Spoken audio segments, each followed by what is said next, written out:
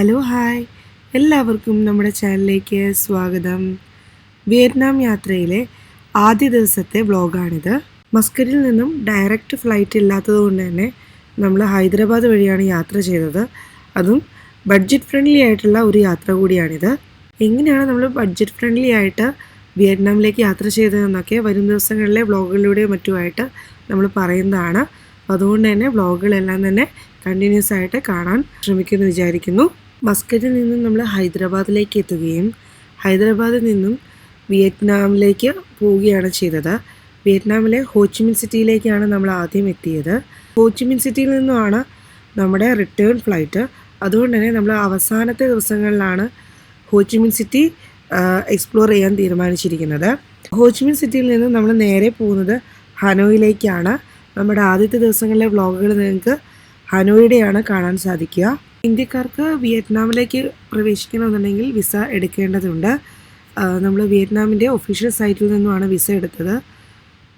ഒരു 5 മുതൽ 7-8 ദിവസത്തിനുള്ളിലായിരിക്കും നിങ്ങൾക്ക് വിസ കിട്ടുക. അതും വർക്കിംഗ് ഡേയ്സിലെയാണ്. വിയറ്റ്നാമിൽ വർക്കിംഗ് ഡേയ്സ് അനുസരിച്ചായിരിക്കും നമുക്ക് വിസ കിട്ടുന്നത്. അതുകൊണ്ട് തന്നെ നമുക്ക് ഒരു മാസം മുൻപൊക്കെ വേണമെങ്കിൽ വിസയ്ക്ക് അപ്ലൈ ചെയ്തിടാം. നമ്മൾ കൊടുക്കുന്ന എൻ്റർ ചെയ്യുന്നതും എക്സിറ്റ് ചെയ്യുന്ന ഡേറ്റിനനുസരിച്ചിട്ടായിരിക്കും നമുക്ക് വിസയുടെ ആ ഒരു വാലിഡിറ്റി ഉണ്ടായിരിക്കുക. അതുകൊണ്ട് തന്നെ മുൻകൂട്ടി അപ്ലൈ ചെയ്ത് വെച്ചിട്ട് പ്രശ്നങ്ങളൊന്നും തന്നെ ഉണ്ടാവുന്നില്ല. പെർ ഹെഡ് $8 ആണ് നമുക്ക് ചാർജ് വന്നിരിക്കുന്നത്. അതോടൊപ്പം തന്നെ പാസ്പോർട്ടിലെ പേരും ഡീറ്റെയിൽസും എല്ലാം തന്നെ കറക്റ്റായിട്ട് എൻ്റർ ചെയ്യാൻ ശ്രദ്ധിക്കണം. എങ്ങാനും റിജക്ഷൻ വന്നു കഴിഞ്ഞിട്ടുണ്ടെങ്കിൽ നമുക്ക് നമ്മൾ പേ ചെയ്യുന്ന പൈസ എന്ന് പറഞ്ഞാൽ റീഫണ്ട് ചെയ്ത് തരില്ല അവർ. അതോടൊപ്പം തന്നെ മെയിനായിട്ട് ശ്രദ്ധിക്കേണ്ടത് നമ്മുടെ പേര് എൻ്റർ ചെയ്യുന്ന സമയത്താണ്. അതിൽ ചോദിക്കുന്ന വിവരങ്ങൾക്ക് അനുസരിച്ച് തന്നെ നമ്മൾ എൻ്റർ ചെയ്യാൻ ശ്രദ്ധിക്കണം. വിസയ്ക്ക് അപ്ലൈ ചെയ്യുന്ന സമയം തന്നെ നമ്മൾ ഏത് ഹോട്ടലിലാണ് താമസിക്കുന്നത് ആ ഹോട്ടലിൻ്റെ അഡ്രസ്സ് അതിൽ കൊടുക്കാനുണ്ട്. ഒന്നുകിൽ നിങ്ങൾക്ക് ആ ടൈം തന്നെ നിങ്ങൾക്ക് ഹോട്ടൽ ബുക്ക് ചെയ്യാം, അല്ലെങ്കിൽ ജസ്റ്റ് ഗൂഗിളിൽ നോക്കിയിട്ട് ആ ഹോട്ടലിൻ്റെ അഡ്രസ്സ് അതിലേക്ക് എടുത്തിട്ട് നിങ്ങൾക്ക് എൻ്റർ ചെയ്തിട്ട് വിസയ്ക്ക് അപ്ലൈ ചെയ്യാം. വിസ കിട്ടിയതിന് ശേഷം നിങ്ങൾക്ക് ആ സെയിം ഹോട്ടലിൽ തന്നെ ബുക്ക് ചെയ്താലും മതി. ഞങ്ങൾ booking.com വഴിയാണ് ഹോട്ടലുകളെല്ലാം തന്നെ ബുക്ക് ചെയ്തിട്ടുള്ളത്. പിന്നെ വേണ്ടത് ഹെൽത്ത് ഇൻഷുറൻസ് ആണ്. അപ്പം നമ്മളൊരു ഇൻ്റർനാഷണൽ ട്രിപ്പൊക്കെ ആയതുകൊണ്ട് തന്നെ ഒരു ഹെൽത്ത് ഇൻഷുറൻസ് എടുത്ത് വയ്ക്കുന്നതാണ് ഏറ്റവും നല്ലത്. വിയറ്റ്നാം ഇമിഗ്രേഷനിൽ നമ്മളടുത്ത് ഹോട്ടൽ ബുക്കിങ്ങിനെ കുറിച്ചും ഡീറ്റെയിൽസും ഒന്നും തന്നെ ചോദിച്ചിട്ടുണ്ടായിരുന്നില്ല. വിസ മാത്രം ചെക്ക് ചെയ്ത് നമുക്ക് നേരെ നമ്മുടെ ആ ഒരു വിസയുടെ വാലിഡിറ്റി അതിൽ എൻ്റർ ചെയ്ത് തരികയാണ് ചെയ്തത്. പക്ഷേ എല്ലാവരുടെ അങ്ങനെ ആവണമെന്നില്ല. ചില കേസുകളിൽ ഹോട്ടൽ ബുക്കിംഗ് ഒക്കെ തന്നെ അവർ ചോദിക്കുന്നുമുണ്ട്. അപ്പോൾ അതെപ്പോഴും കയ്യിൽ കരുതുക തന്നെ വേണം. നല്ല തിരക്കുള്ള എയർപോർട്ട് ആയതുകൊണ്ട് തന്നെ ഇമിഗ്രേഷന് നന്നായിട്ട് തന്നെ ടൈം എടുക്കും. നല്ല തിരക്കുണ്ടായിരിക്കും. ഒരു 3 മുതൽ 4 മണിക്കൂറിൻ്റെ അടുത്ത് തന്നെ ചിലപ്പോൾ നമുക്ക് ഇമിഗ്രേഷന് വേണ്ടിയിട്ട് വരിക്ക് നിൽക്കേണ്ടി വരും. അതുകൊണ്ട് തന്നെ ഫാസ്റ്റ് ട്രാക്ക് ഇമിഗ്രേഷൻ എടുത്ത് വയ്ക്കുകയാണ് ഏറ്റവും നല്ലത്. എങ്കിലാണ് നമുക്ക് കുറച്ചെങ്കിലും നേരത്തെ നമുക്ക് എത്താൻ പറ്റുള്ളൂ.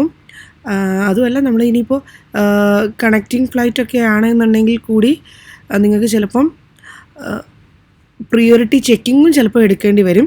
ഞങ്ങൾക്ക് ആകെ ഒരു 3 മണിക്കൂറായിരുന്നു ഹോച്ചിമിനിൽ ഇറങ്ങിയിട്ട് ഹനോയിലേക്കുള്ള ഫ്ലൈറ്റിന് വേണ്ടിയുള്ള ഒരു ടൈം ഉണ്ടായിരുന്നത്.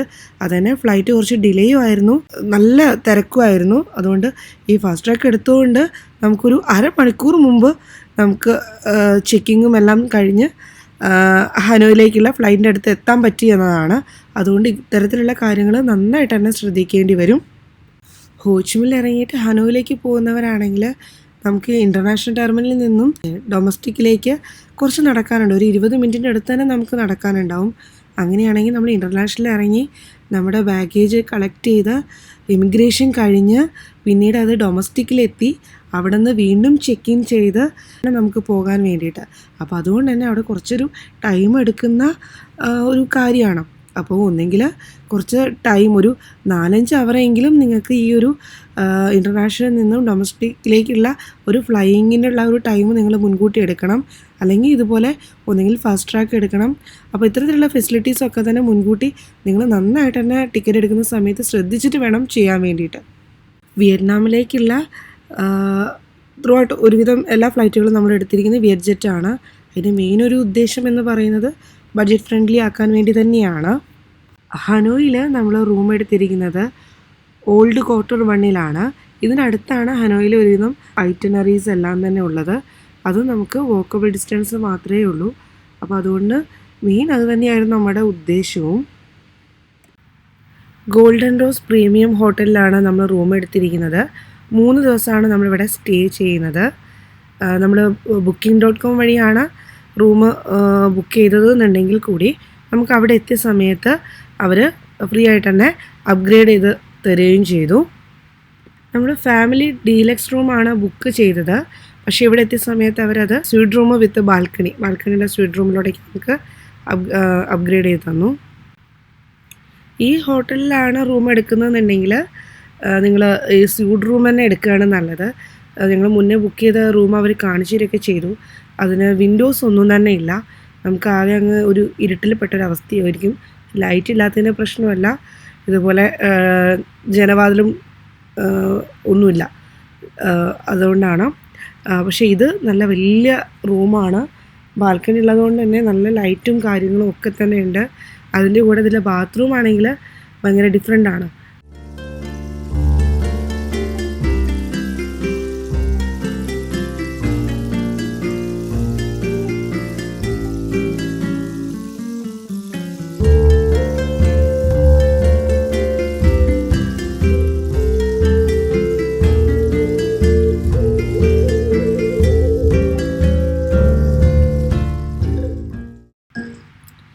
രാവിലെ 12:30 ഹോട്ടലിൽ ചെക്ക് ഇൻ ചെയ്ത് ഫ്രഷായിട്ട് നേരെ പോയത് ഫുഡ് കഴിക്കാൻ വേണ്ടിയിട്ടാണ്. വിയറ്റ്നാമിൻ്റെ ഒരു പ്രധാന ഫുഡായിട്ടുള്ള ബീഫ് നൂഡിൽസ് സൂപ്പാണ് നമ്മൾ മേടിച്ചത്. അതൊരു സ്വീറ്റായിട്ടുള്ളൊരു ടേസ്റ്റാണ് അതിനുള്ളത്. അതെല്ലാവർക്കും ഇഷ്ടമാണെന്നില്ല, പക്ഷേ ഞങ്ങൾക്കത് ഓക്കെ ആയിരുന്നു. നമുക്കെല്ലാവർക്കും കഴിക്കാൻ പറ്റിയിട്ടുള്ള ഒരു ടേസ്റ്റ് തന്നെയാണ്. അതിൻ്റെ കൂടെ ഒരു ബ്ലാക്ക് ചിക്കൻ സ്റ്റൂ കൂടി വാങ്ങിച്ചു. അതിൻ്റെ ടേസ്റ്റ് ഒട്ടും സഹിക്കാൻ പറ്റാത്തതായിരുന്നു. കുറേ ഇലകളൊക്കെ പറിച്ചിട്ടിട്ട് ഒരു പ്രത്യേകതരം ഒരു ചൊവയായിരുന്നു അതിന്. പക്ഷേ ശരത്തേട്ടൻ അത് മുഴുവൻ കഴിച്ച് തീർത്തു. നമ്മുടെ റൂം എടുത്തിരിക്കുന്നതിൻ്റെ അടുത്തുനിന്ന് കുറച്ച് ദൂരം മാത്രം നടന്നു പോകാൻ പറ്റിയുള്ള ദൂരം മാത്രമേ ഈ ഒരു ട്രെയിൻ സ്റ്റേഷനിലേക്കുള്ളൂ. അങ്ങോട്ട് പോകുന്ന വഴിയിലൊക്കെ തന്നെ നമുക്ക് നിറച്ചും കച്ചവടക്കാരെയും വഴിയരികിൽ ഇരിക്കുന്ന കച്ചവടക്കാരെയും അതുപോലെ ഈ ടൂറിസ്റ്റിനെ ബേസ് ചെയ്തിട്ട് വരുന്ന കടകളും ഷോപ്പുകളും മാത്രമാണ് ആ ഒരു ഭാഗങ്ങളിൽ മൊത്തം ഉള്ളത്. നമ്മൾ കണ്ടതിൽ വെച്ചിട്ട് അധികവും ഇത്തരത്തിലുള്ള ഷോപ്പുകളും കാര്യങ്ങളുമാണ് ഈ ഒരു വഴിയോരത്ത് മൊത്തത്തിലുള്ളത്. ഇതുപോലെ നമുക്കെല്ലാം പോയിരുന്ന് കാണാൻ പറ്റിയിട്ടുള്ള ട്രെയിൻ സ്പെഷ്യലായിട്ട് ഓടുന്ന ഒരു സ്ട്രീറ്റാണിത്. ഇതിൻ്റെ ഒരു പ്രത്യേകത എന്ന് പറയുന്നത് ഇടുങ്ങിയ സ്ഥലത്തിലൂടെയാണ് ട്രെയിൻ പോകുന്നത്. ഈ ട്രെയിൻ പോകുന്ന ട്രാക്കിൻ്റെ 2 വശങ്ങളിലുമായിട്ട് വീടുകളും കടകളും ഒക്കെ തന്നെയുണ്ട്. അപ്പം ഈ ഒരു ട്രെയിൻ വരുന്ന സമയത്ത് വലിയൊരു ഹോണ് കേൾക്കുകയും ആ സമയത്ത് ഈ ട്രെയിനിൻ്റെ ഈ ട്രാക്കിലേക്ക് നീട്ടിട്ടിരിക്കുന്ന ഹോട്ടലിലെ ചെയറുകളെല്ലാം എടുത്ത് മാറ്റുകയും ട്രെയിൻ പോവുകയും ചെയ്യും. ട്രെയിൻ പോയതിന് ശേഷം വീണ്ടും അത് നോർമലായിട്ട് വരികയും ചെയ്യും. ഇതാണ് ഇതിൻ്റെ ഒരു പ്രത്യേകത എന്ന് പറയുന്നത്.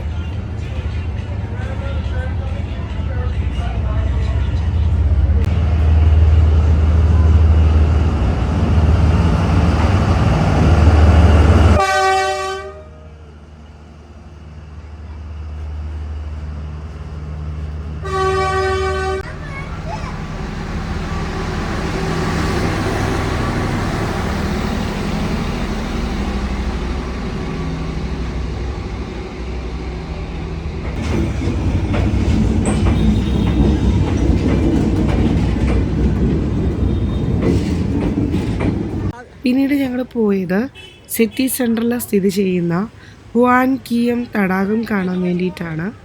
വാൾ തടാകം എന്നും ഇത് അറിയപ്പെടുന്നുണ്ട്. ഈ ഒരു ലേക്കിൻ്റെ നടുക്ക് സ്ഥിതി ചെയ്യുന്ന ടർട്ടിൽ ടവറും നിഗോക്സോൺ ക്ഷേത്രവും ഈ ഒരു തടാകത്തിൻ്റെ മറ്റൊരു പ്രത്യേകതയാണ്. അവിടേക്ക് പ്രവേശിക്കാൻ ചെറിയൊരു ടിക്കറ്റ് എടുക്കേണ്ടതുണ്ട്.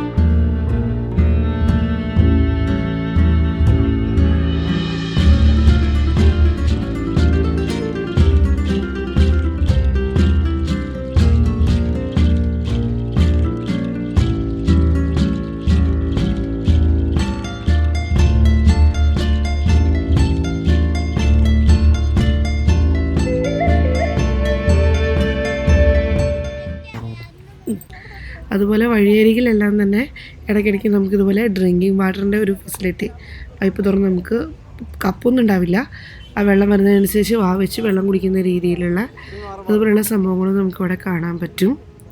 ഒരു ബോട്ട് നമ്മൾ കയ്യിൽ കരുതുകയാണെങ്കിൽ നമുക്ക് ഇന്ന് വെള്ളം എടുത്തുകൊണ്ട് പോരുകയും ചെയ്യാം.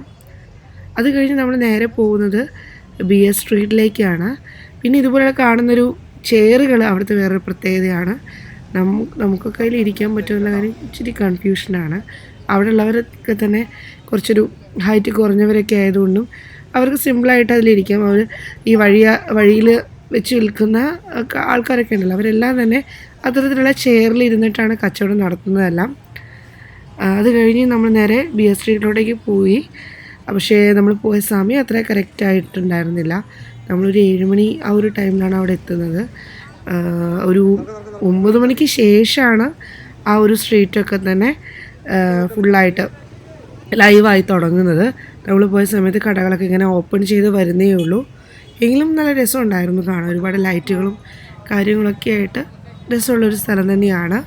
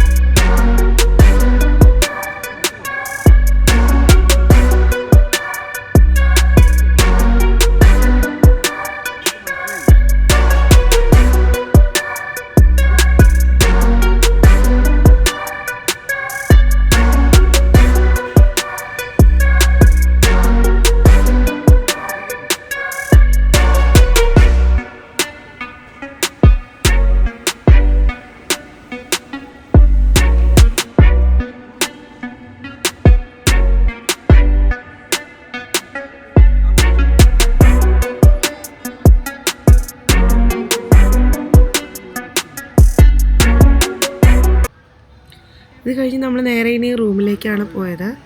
അടുത്ത ഹനോയുടെ കാഴ്ചകളൊക്കെ ആയിട്ട് നമുക്ക് അടുത്ത വീഡിയോയിൽ കാണാം. ചാനൽ സബ്സ്ക്രൈബ് ചെയ്യാത്തവർ തീർച്ചയായും സബ്സ്ക്രൈബ് ചെയ്യുക, ലൈക്ക് ചെയ്യുക, നിങ്ങളുടെ അഭിപ്രായങ്ങളും നിർദ്ദേശങ്ങളും എല്ലാം തന്നെ കമൻറ്റ് ബോക്സിൽ രേഖപ്പെടുത്തുകയും ചെയ്യാം. താങ്ക്